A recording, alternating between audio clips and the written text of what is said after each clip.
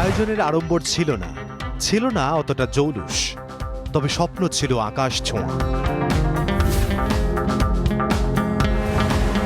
Minute সেকেন্ডের সঙ্গে পাল্লা দিয়ে সময় সংবাদ হাঁটে সময়ের সাথে সাথে।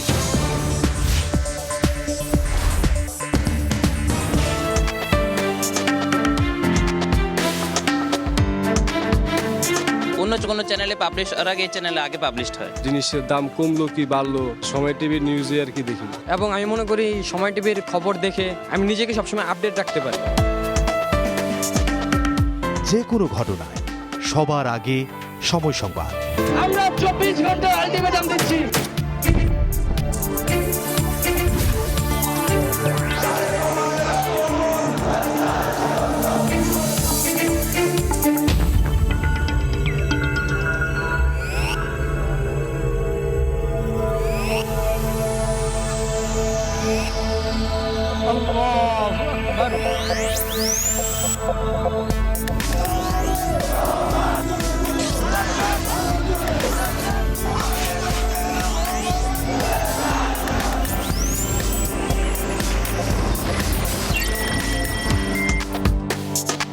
সময় টিভিতে যে কোনো ঘটনা, দুর্ঘটনা, যে কোনো দেশের যে কোনো প্রান্তে থেকে আমরা খুব দ্রুত আমাদের হাতের নাগালে চলে আসে। লাইভ কাভারের চমৎকার, খুব অল্প সময়ের মধ্যে দ্রুততার সাথে লাইভগুলো নিয়ে আসেন। ডিজিটাল দুনিয়ায় সময় টিভি এখন আরো দ্রুত, আরো কাছের। সময় টিভি ফলোয়ারের দিক দিয়ে এবং সাবস্ক্রাইবারের দিক দিয়ে সব থেকে এগিয়ে আছে। সবসময় এখন টিভি খুব বেশি দেখা যেহেতু হয় না, তবে তাদের পেজটা ফলো করা হয়, ফেসবুক কিংবা ইউটিউবে তাদের ভিডিওস দেখা হয়। সোশ্যাল মিডিয়াতে যেহেতু সময় টিভির পেজটা খুবই স্ট্রং এবং ফ্যান ফলোয়ার্স অনেক, এর কারণে আমরা বেশিরভাগ সময় ওখানেই চোখ রাখি। বিশেষত আমার একাডেমিক পারপাসে আন্তর্জাতিক যে খবরটা আসে এটা অনেক বেশি নির্ভরযোগ্য মনে হয়। সংবাদের পাশাপাশি আমি ভবিষ্যতে সময় টিভিতে দেখতে চাই আরও শিক্ষামূলক এবং প্রযুক্তিভিত্তিক অনুষ্ঠান। সংকটে, দুর্যোগে, আনন্দ উচ্ছ্বাসে সময় সংবাদ বরাবর থেকেছে মানুষের পাশে।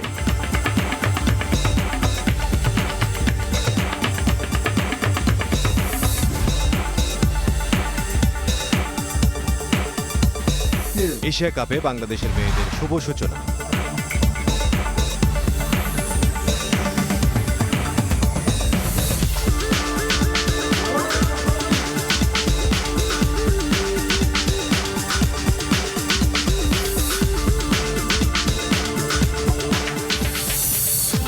রাষ্ট্র কাঠামো সংস্কারের এবং জনপ্রত্যাশা পূরণের জন্য যে অঙ্গীকার এই জাতির, সেই ভূমিকা সময় টিভি পালন করবে।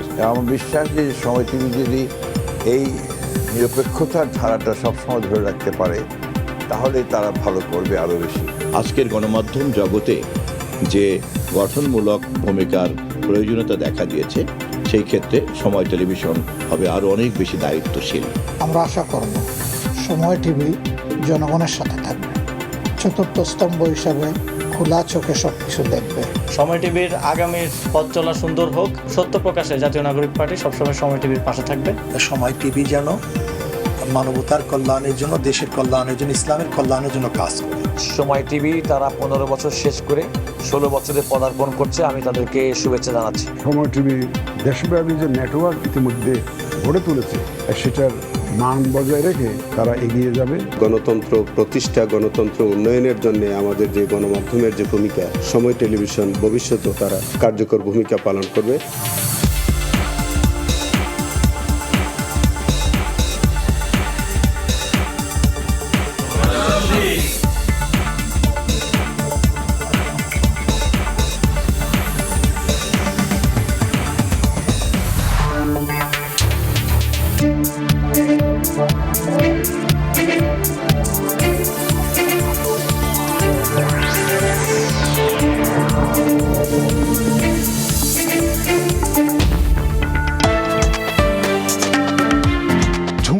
চাপ, দায়িত্ব সবকিছুকে ছাপিয়ে থাকে একটাই শক্তি, একটাই প্রেরণা, সত্যের প্রতি অটল অঙ্গীকার।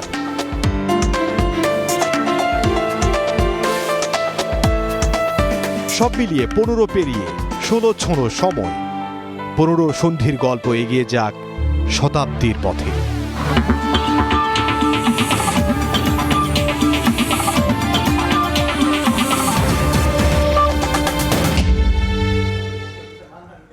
পনেরো পেরিয়ে 16 ছুঁয়েছে সময় সংবাদ। 15 বছরের যাত্রাপথের খানিকটা দেখলাম তথ্যচিত্রে।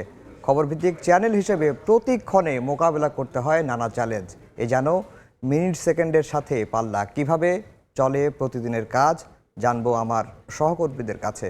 আমাদের আজকের শিরোনাম 15 সন্ধি। আর এসব বিষয়ে নিয়ে আলোচনার জন্য স্টুডিওতে উপস্থিত আছেন ওয়াহিদা স্বপ্না, বার্তা সম্পাদক; আজিজ আহমেদ, ব্যবস্থাপক অনলাইন চিত্র সম্পাদনা; বাজিদ মোহাম্মদ তানভীর, জ্যেষ্ঠ নিয়ন্ত্রণ কক্ষ নির্বাহী; মিজানুর রহমান মিজান, নির্বাহী চিত্র সাংবাদিক; এবং আমার ডান পাশে রয়েছেন তৌসিবুল হাসান খান, প্রযোজক; সালাউদ্দিন আহমেদ বাবু, জ্যেষ্ঠ চিত্র সম্পাদক; এবং পার্থ কুমার সরকার, সহকারী মহাব্যবস্থাপক সম্প্রচার ও তথ্য প্রযুক্তি। দর্শক, আপনারাও এই আলোচনায় সরাসরি অংশ নিতে পারেন। আলোচনার অংশ নেওয়ার জন্য সরাসরি কল করতে হবে টেলিভিশনের পর্দায় দেখানো নম্বরে। এছাড়া ফেসবুকের মাধ্যমেও আপনাদের মতামত পাঠাতে পারেন। আমরা আলোচনায় ফিরি। ওয়াহিদা স্বপ্না, আপনাকে দিয়ে আলোচনাটা শুরু করতে চাই। আপনি বার্তা সম্পাদক হিসেবে দীর্ঘদিন ধরে দায়িত্ব পালন করছেন। আর আমরা বলে রাখি, আমরা আজকে এখানে যে কজন আছি তাদের অনেকেই 10 বছরের বেশি সময় ধরে টেলিভিশনে কাজ করি এবং নিউজের কাজগুলো করি। আপনি বার্তা সম্পাদক হিসেবে আছেন। বার্তা সম্পাদকের কাজটি গেট কিপিংয়ের কাজ। অনেকে বলে না যে একটা নিউজ রিপোর্টার আনলো, সেটি অনেকেই মধ্যেই ধারণা যে তাড়াতাড়ি সেটি অন এয়ার হয়ে যাচ্ছে। আসলেই কি তাই, যে এই কাজটা কি আপনারা সম্পাদন করেন কিনা? একটু মাইকটা যদি দেন। প্রথমে এই শুভেচ্ছা জানাচ্ছি সবাইকে যারা এখানে আছেন, যারা এই যে সহকর্মীরা আমাদের সঙ্গে নেই, পিসিআরে আছেন, নিউজ রুমে কাজ করছেন, এবং ঢাকার বাইরে এবং বিদেশে যে প্রতিনিধিরা আছেন, সহকর্মীরা আছেন, সবাইকেই এই যে বর্ষপূর্তি শুভেচ্ছা জানিয়ে শুরু করছি। আপনি যে প্রশ্নটি করলেন, আপনি প্রথমেই তো বললেন আমাদের যে মিনিট সেকেন্ডের পাল্লা, প্রতিটা মুহূর্তেই আমাদেরকে ঝুঁকি নিতে হয়। দেখা যায় যে কোনো চ্যানেল প্রথমে তথ্য দিয়ে ফেলেছে, কিন্তু আমাদের তথ্যটা নেই। কিন্তু আমরা যেটাতে করি, আমাদের সহকর্মীরা যিনি মাঠে আছেন, তিনি দেখা যায় শাহবাগে একটা ঘটনা ঘটেছে, কিন্তু তিনি আছেন বাংলা মোটরে, হয়তো তিনি ফিরছেন, তাকে আমরা তাৎক্ষণিকভাবে পৌঁছে দেওয়ার চেষ্টা করি, যে কোনোভাবেই হোক, সেটা নিউজ রুমের সাথে কানেক্টিভিটি হোক, নিউজ রুমের যিনি দায়িত্বে আছেন তার মাধ্যমে হোক, দ্রুত কীভাবে শাহবাগে পৌঁছানো যায়।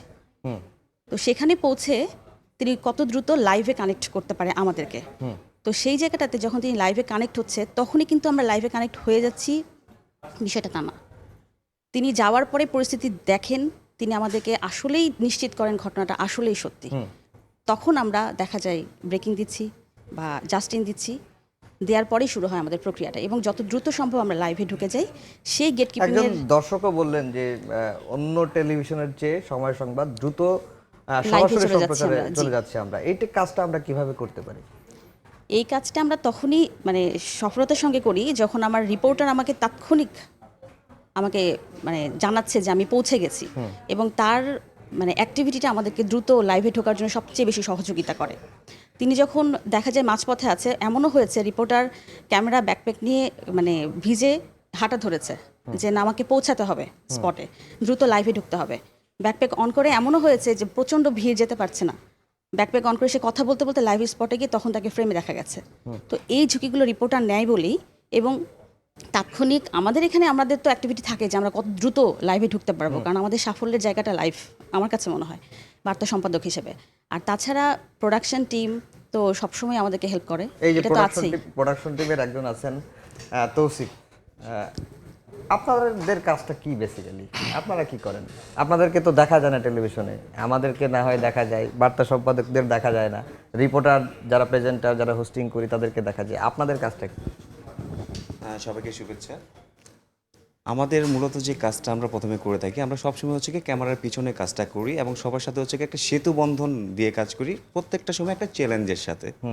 যখন কোনো রিপোর্টার মাঠে থাকে, তারা যখন হচ্ছে গিয়ে একটা নিউজ পাঠায়, সেটা নিউজ এডিটরদের মাধ্যমে হচ্ছে গিয়ে গেট কিপিং হয়ে আসে, তখন আমরা সেটা হচ্ছে কি চ্যালেঞ্জের সাথে হচ্ছে গিয়ে নেই, এবং তারা যে হচ্ছে কি ছবিটা পাঠায়, ভিডিওটা পাঠায়, সেটা ভিডিও এডিটর ঠিকভাবে করলো কিনা, সেটা হচ্ছে কি আমি ঠিকমতো পেলাম কিনা, সেটা পাওয়ার পরে হচ্ছে গিয়ে আমরা পিসিআরে আসি। আমাদের মূল কাজটাই হচ্ছে গিয়ে পিসিআরে, সবার সাথে সেতুবন্ধন করে সব কিছু রেডি করে আমরা পিসিআরে যাই।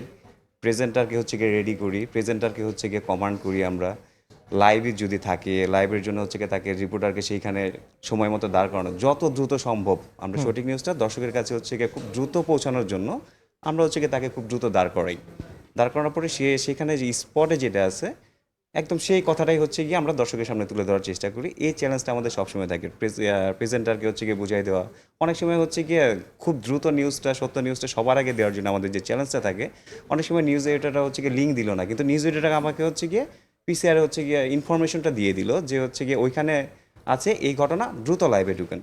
আমরা সেই চ্যালেঞ্জটা হচ্ছে গিয়ে গ্রহণ করি সবসময়। মোটামুটি কয়টা ডিপার্টমেন্টের সাথে কোঅপারেশন? আমাদের পিসিআর যখন আমরা কাজ করি তখন আমাদের সাথে 8টা ডিপার্টমেন্ট অ্যাট এ টাইম হচ্ছে গিয়ে কাজ করি, একটা টিম হিসাবে কাজ করি। আমাদের মূল কাজটা হচ্ছে গিয়ে টিম ওয়ার্ক। আমাদের সাথে অনলাইন থাকে, আমাদের সাথে হচ্ছে গিয়ে অডিও, অনলাইন ভিডিও, তারপর হচ্ছে গিয়ে আইটি থাকে একজন, ক্যামেরার একজন থাকে, তারপর হচ্ছে গিয়ে ভিডিও সম্পাদকদের হচ্ছে গিয়ে যে কাজ করা হয় সেটার একটা কমিউনিকেশন। এই কমিউনিকেশনগুলো হচ্ছে গিয়ে আমাদের সবসময় দ্রুত হচ্ছে গিয়ে এই কাজগুলো আমাদের হচ্ছে গিয়ে একটা ব্রিজ মানে সেতু বন্ধন, মানে কে কী কাজটা করবে সেটা হচ্ছে গিয়ে তাদের কাছ থেকে বুঝে নিয়ে দর্শকের কাছে পৌঁছানোই হচ্ছে গিয়ে আমাদের মূল কাজটা। জি, আমরা একটু চিত্র সাংবাদিক মিজানুর রহমান মিজানের কাছে যেতে চাই।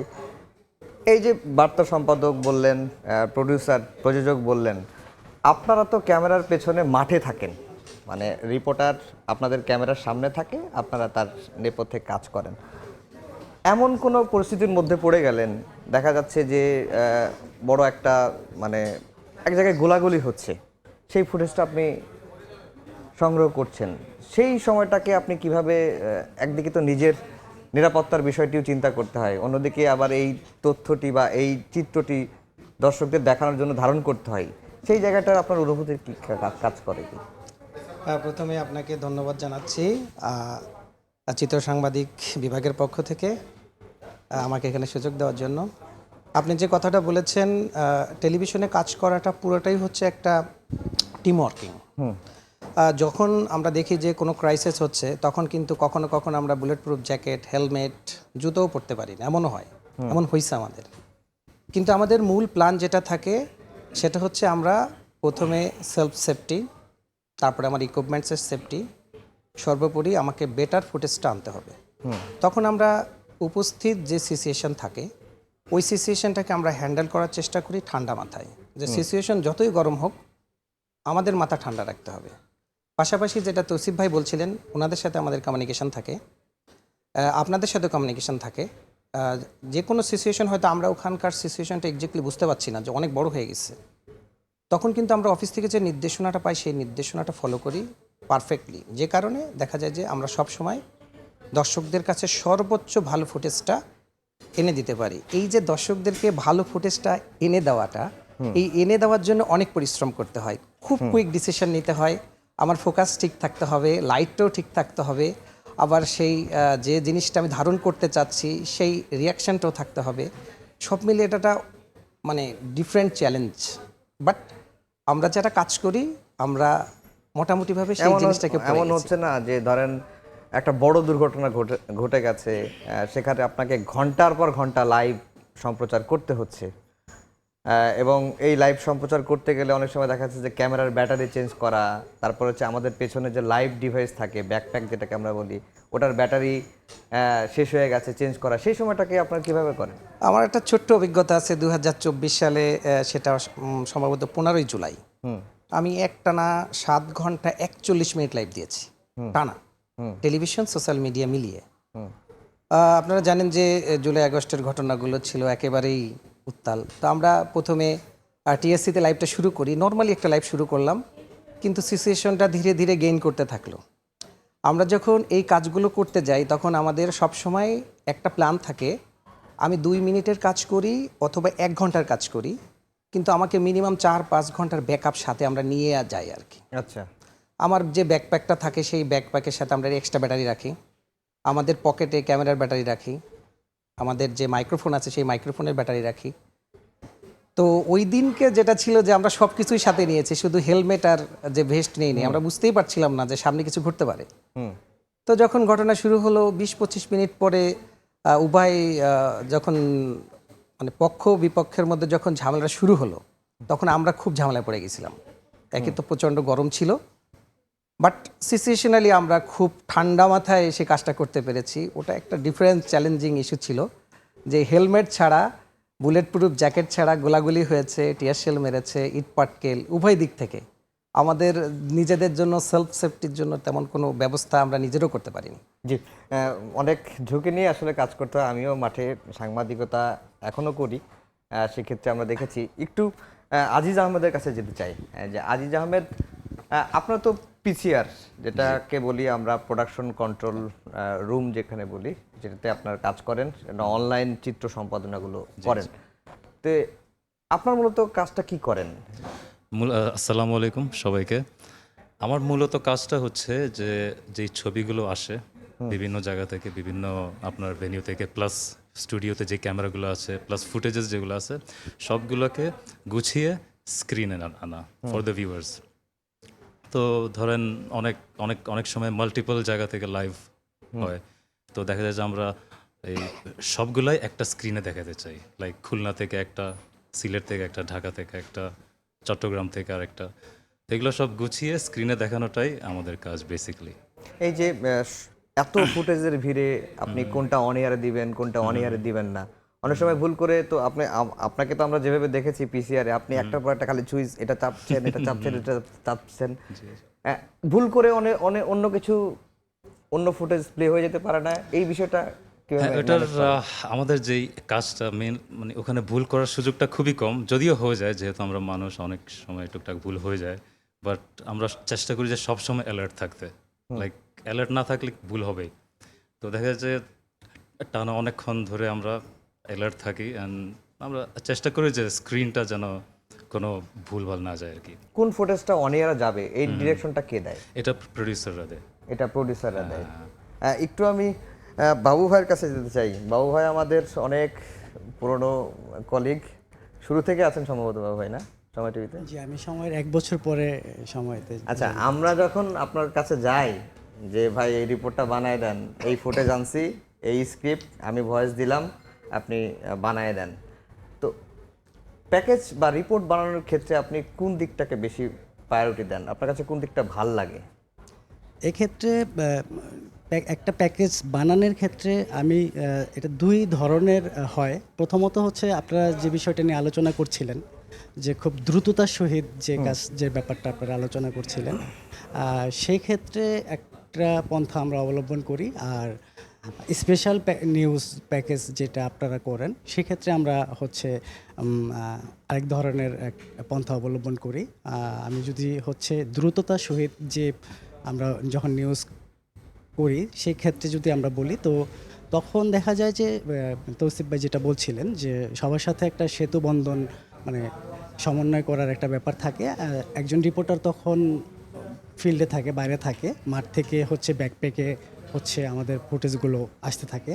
তো আমরা কিন্তু ঠিক সেই সময়ে হচ্ছে অ্যাসাইনমেন্ট ডেস্ক থেকে হচ্ছে আমাদেরকে জানানো হয় যে এই প্যাকেজটা এখনই যাবে। কোনো কোনো ক্ষেত্রে দেখা যায় যে সেন্ট্রাল ডেস্ক থেকে হচ্ছে একটা নিউজ লেখা হচ্ছে, আমরা কিন্তু অ্যাসাইনমেন্ট ডেস্ক আমাদেরকে শুধু জানানো হয় যে একটা নিউজ হচ্ছে বা আসবে, এখন যাবে, সেটা অন এয়ার হওয়ার জন্য 5 মিনিট বা 10 মিনিট সময় আমাদের হাতে আছে।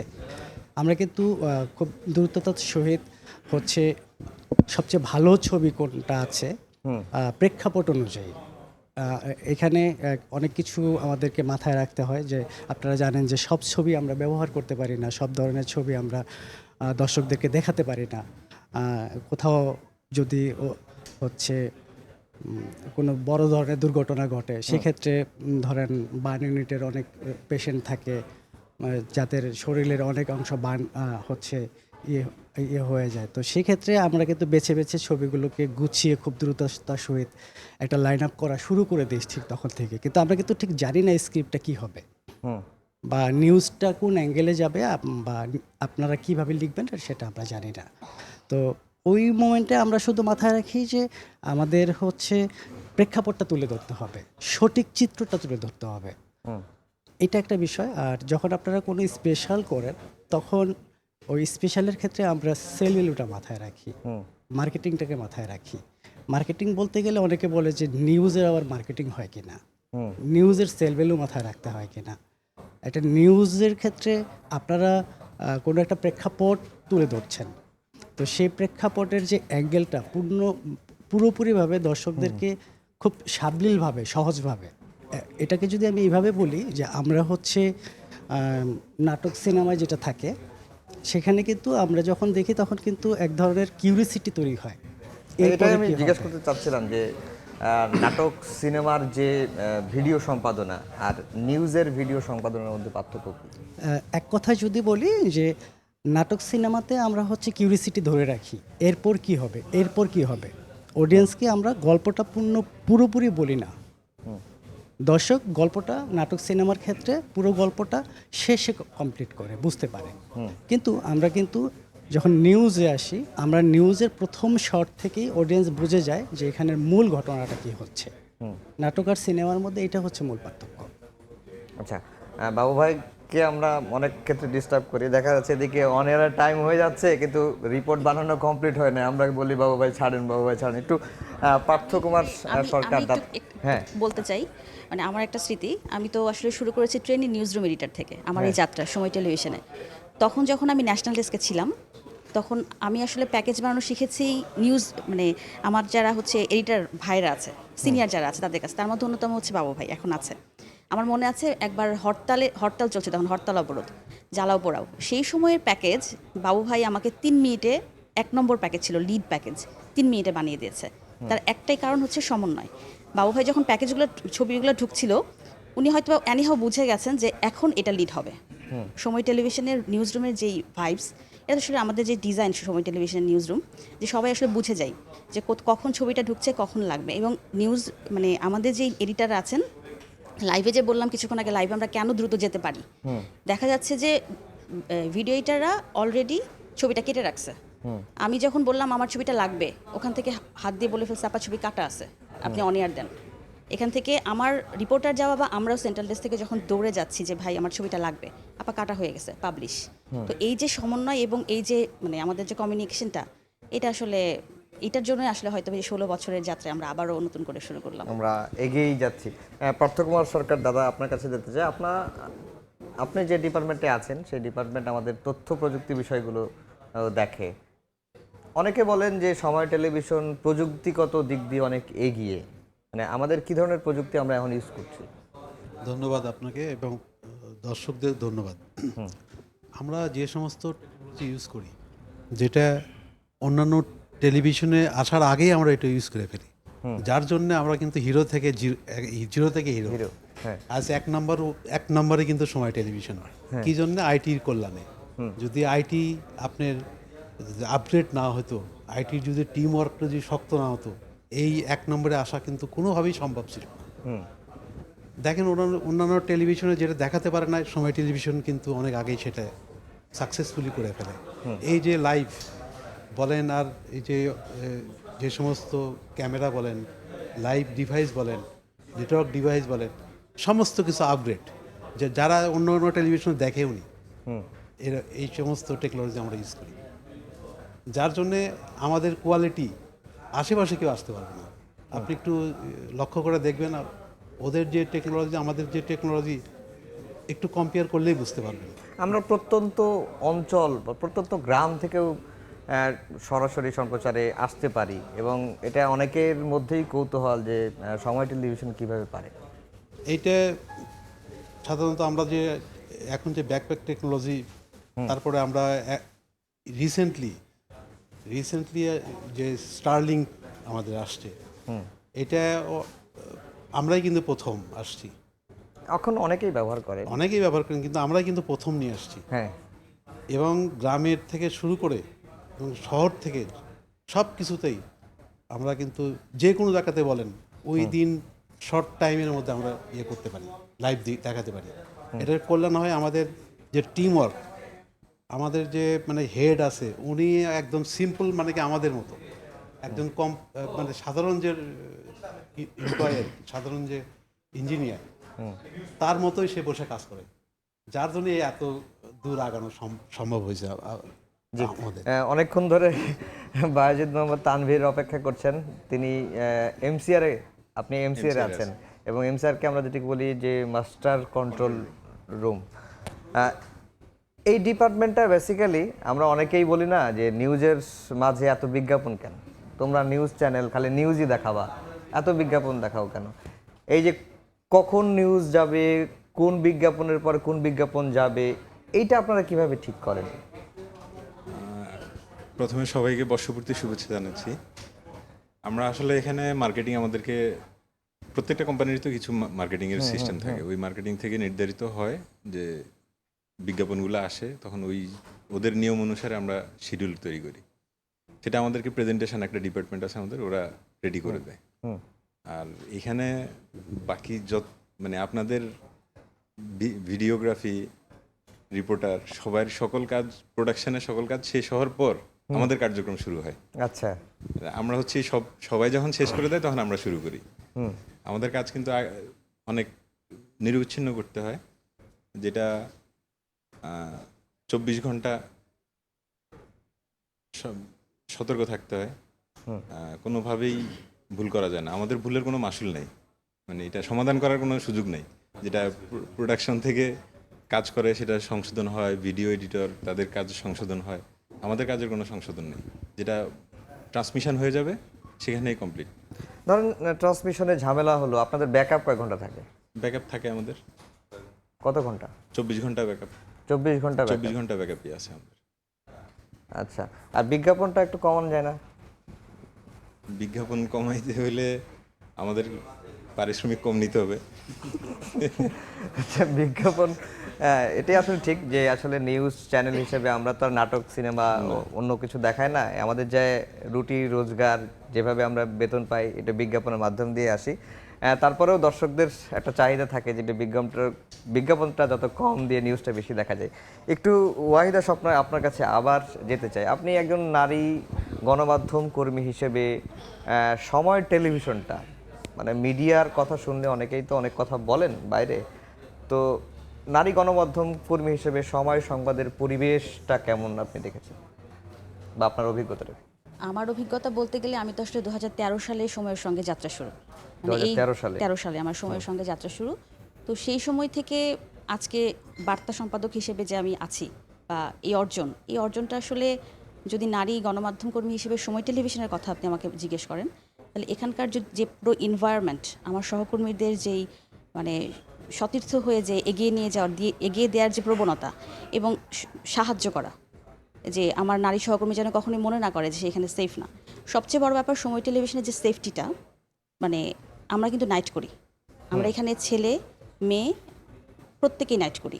তা আমাদেরকে যেহেতু নাইট করতে হয়, অনেক আমার ফ্যামিলি প্রথমে একটু মানে দুশ্চিন্তায় ছিল যে নাইট করবে, একা নাইট করবে, তো এটা কতটা নিরাপদ হবে।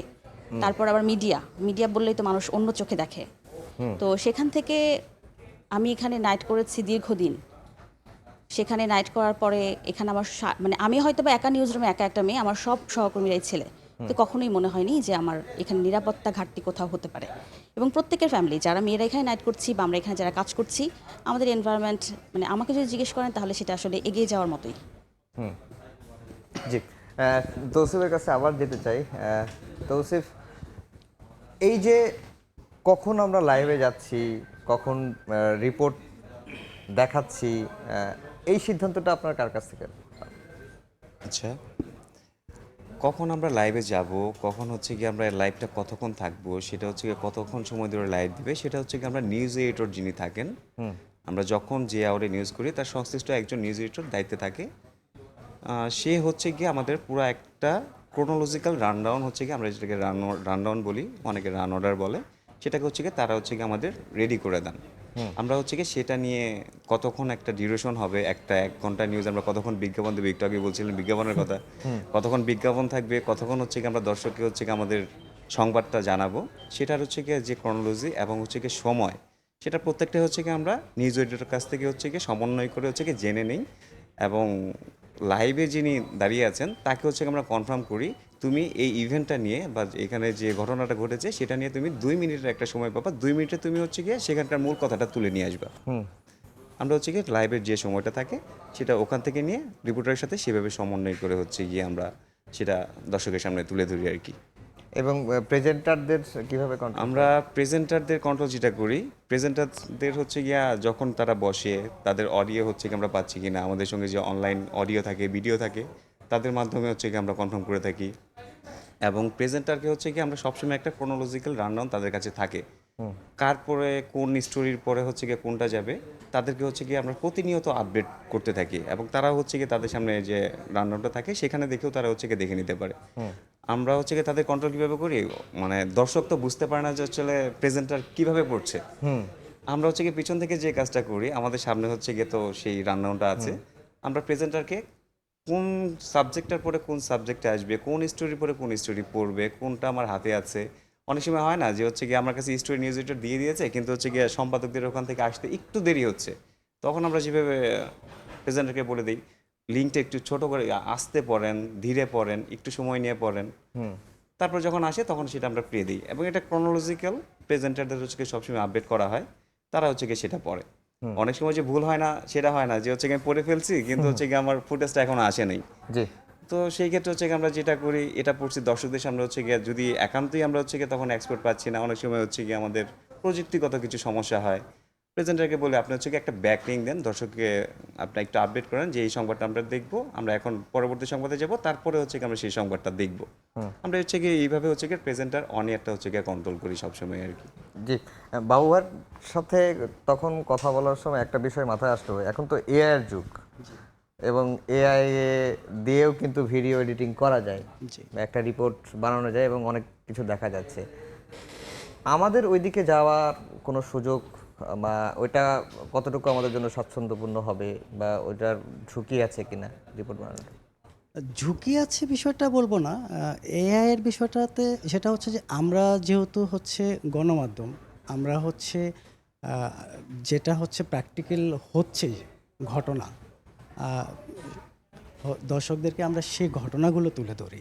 তো সে জায়গা থেকে আমি বলবো যে এর মাধ্যমে তো কোনো ঘটনার একটা ঘটনা ঘটলো, কোথাও কোনো দুর্ঘটনা ঘটুক, কোনো ভালো কিছু হোক, আমরা তো সেই সংবাদ যেটা হয় এই প্রেক্ষাপটগুলো তো এর মাধ্যমে তৈরি করা সম্ভব না।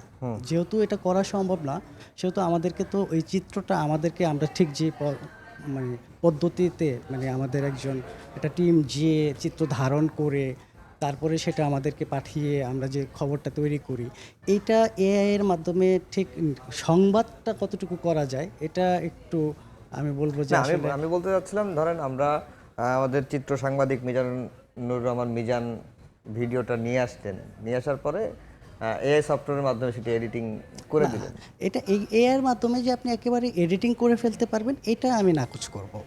কারণ হচ্ছে যে ইমোশন, যেটা আবেগের যে বহিঃপ্রকাশ, এইটা কখনো হচ্ছে আমি প্রম্পট করে স্ক্রিপ্টিং করে এআইকে দিলে ও আমাকে জেনারেট করে দিতে পারবে, কিন্তু তার থেকে হচ্ছে আমাদের যে আপনার আমি এটাকে বলবো হচ্ছে আমাদের মধ্যে যে হিউম্যান ইয়ের যে বিষয়টা, আমাদের আবেগটা আমরা যেভাবে ফুটিয়ে তুলতে পারবো আমাদের কালচার অনুপাতে, আমাদের যে দর্শকদের যে চাহিদা, আমাদের সেই জায়গা থেকে আমি বলবো যে এডিটিংয়ের নিউজের ক্ষেত্রে এর ব্যবহারটা এখনও ওইভাবে আসলে ততটা